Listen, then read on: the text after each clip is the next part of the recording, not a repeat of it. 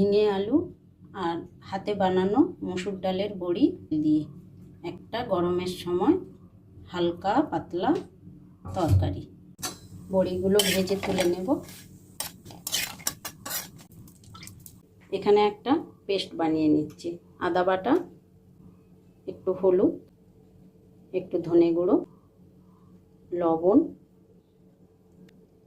সামান্য জল দিয়ে পেস্টটা বানিয়ে নেব।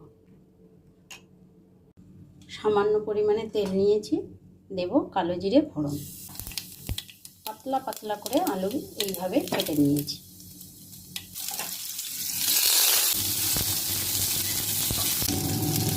আলুটা একটু সটে ভেজে নেব।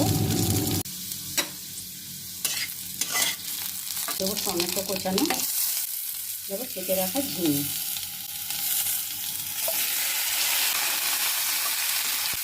যে মশলাগুলোকে মিক্সড করে রেখেছিলাম সেটা দিয়ে দিলাম। ঢাকা দিয়ে সেদ্ধ হতে দেব। কষানোর পরে ঝিঙে থেকে তো অনেকটা জল বেরিয়েছে, আর এখানে একটু গরম মশলা আর জিরেটা কাঁচা বেটে নিয়েছি, সেটা দিয়ে দিলাম। কাঁচা পাকা চেরা কাঁচা লঙ্কা দেবো, অল্প করে গরম জল, বেশি দেবো না, ঝিঙেতে যেহেতু জল আছে। মাছ দিয়েও এই রান্নাটা হবে। আমি যে পদ্ধতিতে করলাম সেইভাবে করলেই মাছের ঝোল ঝিঙে আলু দিয়ে হয়ে যাবে। আর দিয়ে দেবো ভেজে রাখা বড়ি।